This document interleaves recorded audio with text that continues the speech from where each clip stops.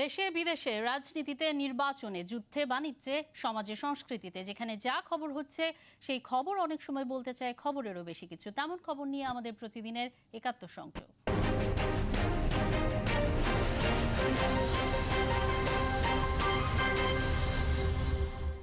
আমি নীলুফা জাহান তিথি। আজকে সবাইকে স্বাগত জানাচ্ছি ৭১ সংযোগে। কথা বলতে চাই মালয়েশিয়ার শ্রমবাজার নিয়ে এবং গত ৩১শে মে বিমানবন্দরের যে ছবি সেটি কম বেশি আমাদের সবারই দেখা, এবং মালয়েশিয়ার বন্ধ বাজারে নিয়োগপত্র পেয়েও আমরা দেখেছি যেতে পারেনি ৩০,০০০-এরও বেশি বাংলাদেশি শ্রমিক কর্মী।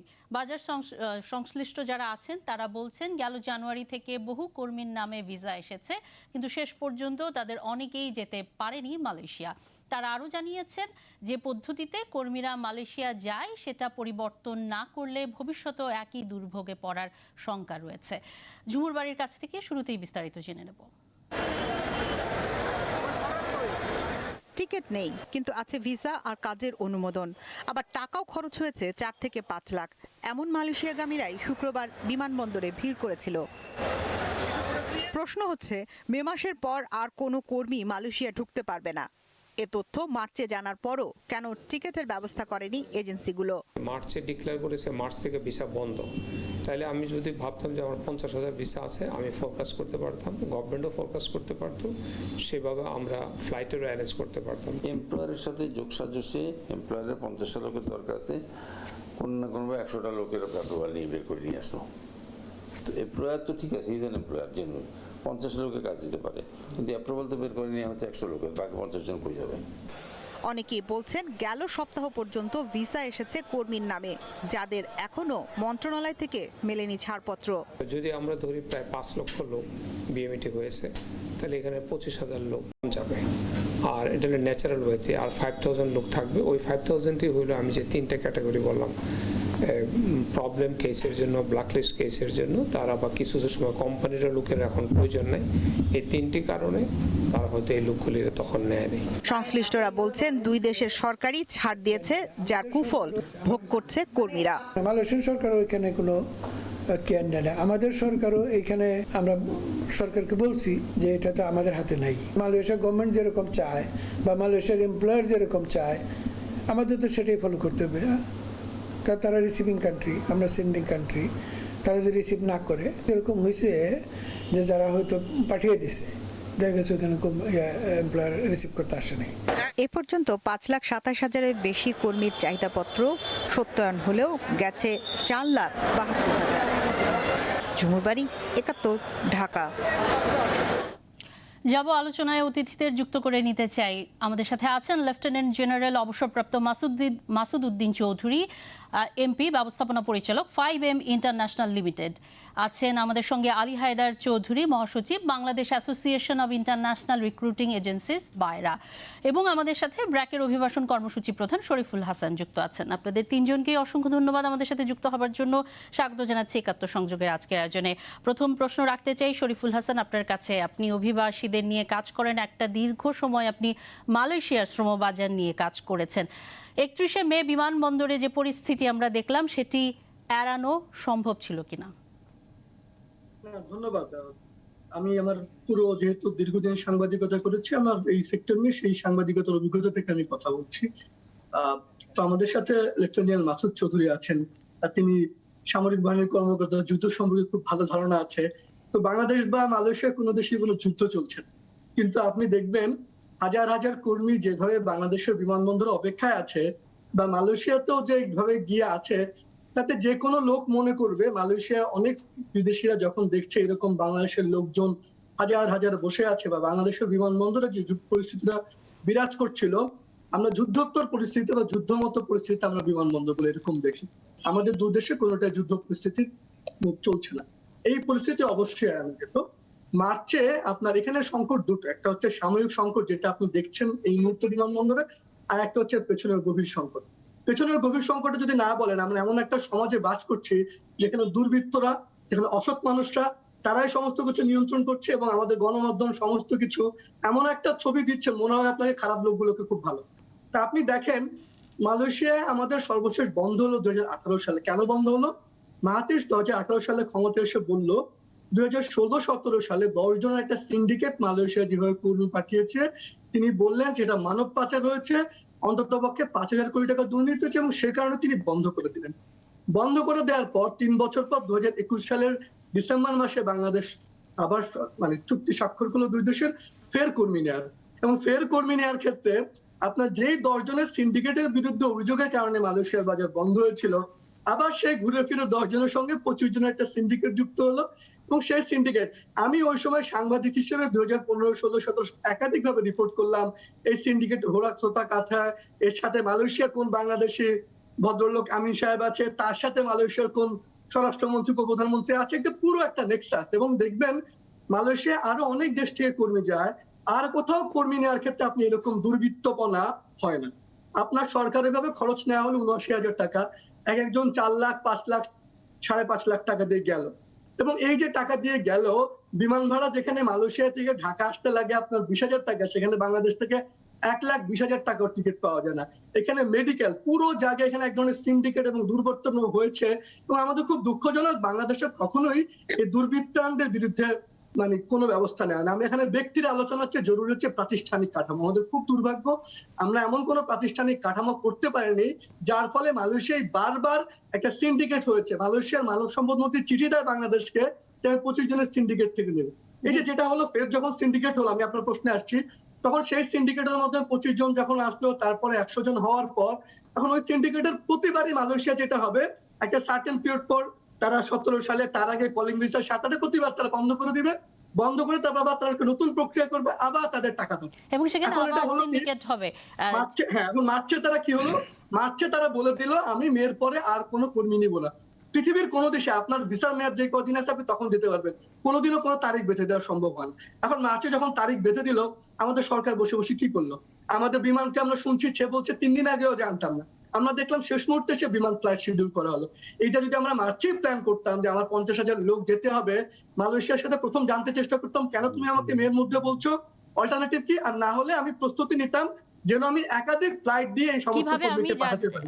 কিন্তু দিন শেষে আমি বলবো আমি এই কর্মীদের পাঠাতে পারি। যে আপনার কাছে আসবো, তবে আলী হায়দার চৌধুরী, যে কথাটি আসলো যে আসলে আমরা তো মার্চ মাসেই জেনে গিয়েছিলাম যে 31শে মের মধ্যে পাঠাতে হবে, এরপর আর কর্মী পাঠানো যাবে না। সেক্ষেত্রে সরকারের পক্ষ থেকে, আপনাদের পক্ষ থেকে মালয়েশিয়ার কর্তৃপক্ষের সাথে কোনো ধরনের যোগাযোগ কি করা গেছে, যে যাদের ভিসা হয়ে গেছে বা যাদের অনুমোদন হয়ে গেছে তাদেরকে কিভাবে 31শে মের পরে হলেও পাঠানো সম্ভব, বা 31শে মের মধ্যেই কিভাবে পাঠানো সম্ভব, সেটি নিয়ে কি কোনো ধরনের যোগাযোগ করা হয়েছে? ধন্যবাদ আপনাদেরকে। আমি এতক্ষণ মনোযোগ দিয়ে আমাদের অভিবাসী বিশেষজ্ঞ শরীফ হাসানের বক্তব্য শুনছিলাম। আপনার বক্তব্যের প্রেক্ষিতে আমি শুধু এইটুকু বলবো যে এই দিন থেকে মালয়েশিয়ান সরকার আমাদের সরকারকে নোটিশ দিয়েছেন যে 31শে মে এর মধ্যে তাদের ডেডলাইন, এর ভিতরে লোক ঢুকতে হবে। আজ থেকে 1.5 মাস আগে আমাদের মন্ত্রণালয় এই আমাদের যারা মালয়েশিয়ান অথরাইজ রিক্রুটিং এজেন্সি তাদেরকে নিয়ে, এবং বাইরা আমরাও এটা পার্ট, আমরা একসাথে মন্ত্রণালয়ে আমরা মিটিং করেছি। সেখানে আমরা আলাপ আলোচনায় এটুকু আমরা সিদ্ধান্ত নিয়েছি যে পরিমাণ আমাদের পাইপলাইনে ওয়ার্কার আছে সেই পরিমাণ আমরা এই মের 31 তারিখে যদি কোনো এক্সট্রা ফ্লাইটের কোনো ব্যবস্থা না করা হয়, তাহলে এই পাইপলাইনে আমরা এই অবস্থায় আমরা লোকগুলো আমাদের যাওয়া সম্ভব নয়, বাস্তবসম্মত নয়। তারপরে তখন আমাদের সচিব মহোদয় এবং মন্ত্রী মহোদয় এটা বিবেচনা করে বললেন যে, আমরা বললাম যে টাইমটা এক্সটেনশন করানো যায় কিনা এই ব্যাপারে মন্ত্রণালয় তাৎক্ষণিকভাবে এবং ওই দিন নো টাইম ওই দিনই একটা চিঠি আমাদের মিশনের মাধ্যমে ওখানকার স্বরাষ্ট্র মন্ত্রণালয়ের কাছে রিকোয়েস্ট করেছেন যে আমাদের পাইপলাইনে যে পরিমাণ ওয়ার্কার আছে সেই পরিমাণ ওয়ার্কার আমাদের কোনো রকমের মোবিলাইজ করা সম্ভব নয়, এবং 31শে মে এর মধ্যে আমাদের লোকগুলো পাঠানো সম্ভব নয়। কাইন্ডলি টাইমটা সেপ্টেম্বর পর্যন্ত, চিঠিতে সেপ্টেম্বর মাসটা উল্লেখ করেছে। ধরে নিলাম সেপ্টেম্বর ওনারা কনসিডার করলেন না, ওনারা অন্তত জুন মাসটা তো কনসিডার করতে পারতেন। এবং সেই চিঠির পরে আমরা ধরে নিয়েছিলাম যে একটা ওনারা বিবেচনায় নেবেন, কোনো কিছু একটা বিবেচনায় নেবেন, যেহেতু পাইপলাইনে অনেকগুলো ই ভিসা ওনারা ইস্যু করেছেন। এবং আশ্চর্যজনক হলো সত্য, আপনি দেখেন সবচেয়ে ইন্টারেস্টিং থিং ইজ দ্যাট 31 তারিখে মালয়েশিয়ান গভর্নমেন্ট ডেডলাইন দিয়েছে, 28 তারিখ পর্যন্ত মালয়েশিয়ান গভর্নমেন্ট ই ভিসা ইস্যু করছে। 28 তারিখে ই ভিসা ইস্যু করে আমাদের এই কর্মীরা 28 তারিখে ই ভিসা রিসিভ করে মন্ত্রণালয়ের নিয়োগ অনুমতি নিয়ে বিএমইটির ছাড়পত্র নিয়ে ফিঙ্গার দিয়ে তারপরে কখন টিকিট করবে, কখন যাবে। তাহলে এটা কি মানে আরেকটা আমাদের সাথে একটা পরিহাস করা হলো না? 28 তারিখে কেন ভিসা ইস্যু করলো? ওনারা যদি ডেডলাইন 31 তারিখে দিয়ে থাকেন তাহলে 20 দিন আগে 15 দিন আগে পর্যন্ত ওনারা অ্যাটলিস্ট দিত যে এরপরে আর কোনো ই ভিসা ইস্যু হবে না। কিন্তু তার আগে যাদের ই ভিসা ইস্যু হয়ে গেছে, এবং যেটি শরীফুল হাসানও বলছিলেন যে আপনারা বিমান সেটি আরো ফ্লাইট সেটি অ্যারেঞ্জ করে সেই কর্মীদের পাঠাতে পারতেন কিনা? আমি আসি। আমাদের সেদিনের তথ্য অনুযায়ী আমরা যে আলোচনাগুলো সেখানে উঠে এসেছে, সে সময়ে আপনারা ইতিমধ্যে জেনেছেন যে বাংলাদেশ সরকার কর্তৃক 53 এমপ্লয়ারকে আমরা ব্ল্যাক লিস্ট করেছি এবং মালয়েশিয়ান গভর্নমেন্ট 47 এমপ্লয়ারকে ব্ল্যাক লিস্ট করেছেন। তারা ইথিক্যাল রিক্রুটমেন্ট অথবা আমাদের ওয়ার্কাররা গিয়ে সেখানে প্রপারলি হ্যান্ডেল হচ্ছে না। তাহলে এই যে এই যতগুলো সংখ্যা আমি এমপ্লয়ারের নাম দিলাম, সেই এমপ্লয়ার এগেইনস্ট অলরেডি ভিসা অনেক আগে ইস্যু হয়ে গেছে। তাদের একটা পার্ট, টোটাল ডিমান্ডের একটা পার্ট ওই দেশে যাওয়ার পরে আমাদের ওয়ার্কার সাথে ভালো ট্রিটমেন্ট করে নাই বিধায় আমাদের সরকার সিদ্ধান্ত নিয়েছে যে এমপ্লয়ারের কাছে আমাদের কর্মী পাঠাবে না। কিন্তু ভিসা এখানে ইস্যু হয়ে গেছে, বাট এটা আমাদের সরকারের সিদ্ধান্ত। মালয়েশিয়ান সরকারও কতগুলো তাদের এমপ্লয়ারকে ব্ল্যাকলিস্ট করেছে, কিন্তু ভিসা এখানে ইস্যু হয়ে গেছে। এটা বেশ একটা বড় একটা কোয়ান্টিটি। এই কোয়ান্টিটিও এখানে কিন্তু যেহেতু ই ভিসা ইস্যু হয়ে গেছে, এটা এখন সামনে প্রশ্ন চলে আসছে। এরপরে যেখানে দেখেন আপনারা নিশ্চয়ই রিক্রুটিং এজেন্সিগুলোর সাথে কথা বলতে পারতেন। অনেকেই টিকিট ছাড়া তাদেরকে বিমানবন্দরে আরো 2-3 দিন আগে নিয়ে যাওয়া হয়েছে, সেরকম খবরও রয়েছে। এবং এটি তো আসলে নতুন ঘটনা না, এর আগেও এরকম ঘটনা ঘটেছে, বারবার শ্রমবাজার বন্ধ হয়েছে সেখানকার। এবং এই ঘটনার পর দিন অর্থাৎ 1 জুন গতকাল সিলেটে গণমাধ্যমের কাছে প্রবাসী কল্যাণ প্রতিমন্ত্রী বলেছেন রিক্রুটিং এজেন্সির বা বায়রার গাফিলতির কারণেই শ্রমিকরা মালয়েশিয়া যেতে পারেননি। কি বলবেন? মাননীয় মন্ত্রী মহোদয় যে কথাটা বলেছেন, আমি ওই নিয়ে কোনো মন্তব্য করতে চাই না। ডেফিনেটলি উনি আমাদের কোনো ভুল দেখেছেন, উনি অভিভাবক, এই আমাদের এই সেক্টরের অভিভাবক। স্বীকার করে নিচ্ছেন না, আমি ভুল স্বীকার করছি কি করি নাই, আমি সে কথাটা আসছি না। আমি বললাম যে মাননীয় মন্ত্রী মহোদয়ের এই মন্তব্যকে নিয়ে আমি কোনো কমেন্ট করতে চাচ্ছি না। আমরা যেটা বলতেছি সেটা হচ্ছে যে আপনি যে কথাটা বললেন যে বিমানবন্দরে যে লোকগুলো গিয়েছে, আমি অনেক গণমাধ্যমের কর্মীদের এয়ারপোর্ট থেকে যখন টেলিফোন আমাকে করছে যে এখানে অনেক লোক আসছে উইদাউট টিকিট, এখানে চলে আসছে, তারা এজেন্সিরা তাদেরকে এয়ারপোর্টে পাঠিয়ে দিয়েছে, বলছে টিকিটটা আসতেছে। আমি তখন তাদেরকে বললাম আপনি আমার বাসায় আসার আগে প্লিজ ওই ওয়ার্কারকে জিজ্ঞেস করেন কোন রিক্রুটিং এজেন্সি তাদেরকে এয়ারপোর্টে পাঠিয়েছে, অন্তত ওই তথ্যটা আমাকে দিন, তারপর আপনি আমার এখানে আসুন, আমি এখান থেকে কন্ট্যাক্ট করবো রিক্রুটিং এজেন্সিকে টু সলভ দিস প্রবলেম। কিন্তু কোন সাংবাদিক আজ পর্যন্ত, আমি কোন সাংবাদিক ইভেন আজকেও আমি যে সাক্ষাৎকার দিয়েছি, আমি ওই একই প্রশ্ন সবাই আমাকে করেছে, কিন্তু আমি সে তথ্যগুলো পাইনি। তবে এটা ঠিক, এটা সত্য এবং বাস্তব যে অনেক লোক তাদেরকে বলা হয়েছে যে বিমানবন্দরে যাও, আমরা টিকিট নিয়ে আসছি, এটা সত্য। জি, 80,000 টাকা যেখানে খরচ হওয়ার কথা সেখানে 4.5 লাখ টাকা দিয়ে অনেক মানুষ গেছেন, 5 লাখের উপর বেশি টাকা খরচ করেও যেতে পারেননি, এবং 30,000-এর উপরে শ্রমিক এবং যে ফ্লাইটগুলো গেছে 1 লাখ টাকার উপরে টিকিটে গেছেন। এরপরও আপনি প্রতিমন্ত্রী আপনাদের উপর যখন দোষ চাপান, আপনি বলছেন সেই বিষয়ে আপনি কোনো মন্তব্য করতে চান না, এটি আসলে দুঃখজনক। মাসুদউদ্দিন চৌধুরী, জি আপনার কাছে আসতে চাই, আসবো আপনার কাছে।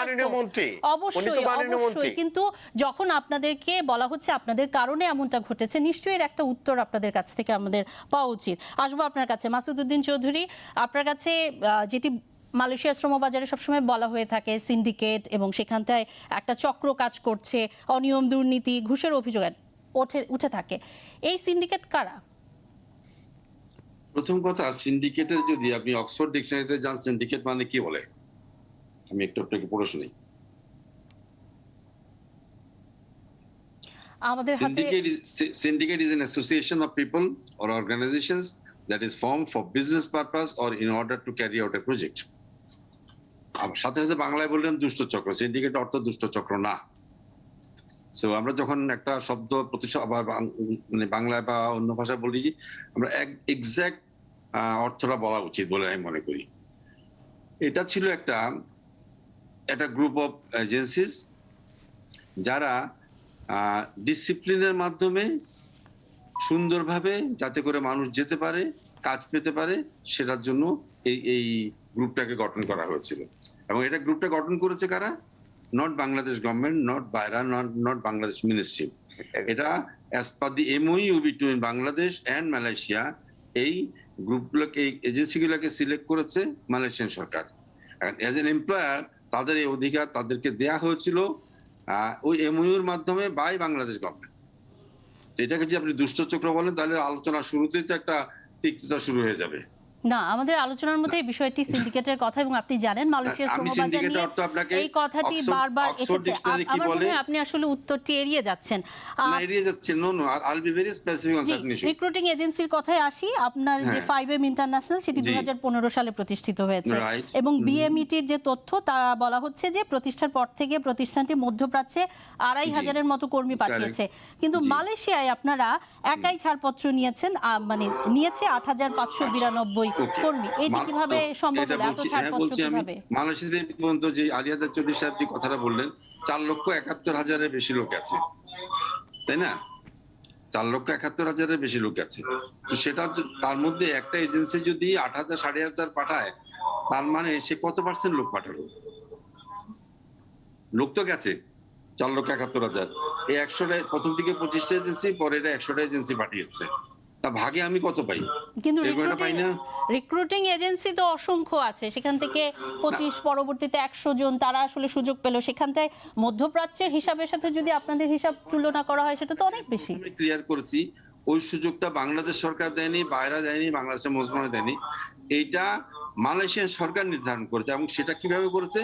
যে MOU সাইন হয়েছিল বাংলাদেশ সরকার এবং মালয়েশিয়া সরকারের মাধ্যমে, সেই MOU উপর ভিত্তি করে তাদেরকে ক্ষমতা দেওয়া হচ্ছিল যে কারা কারা লোক পাঠাবে, এই এজেন্সিগুলো ওরা সিলেক্ট করবে।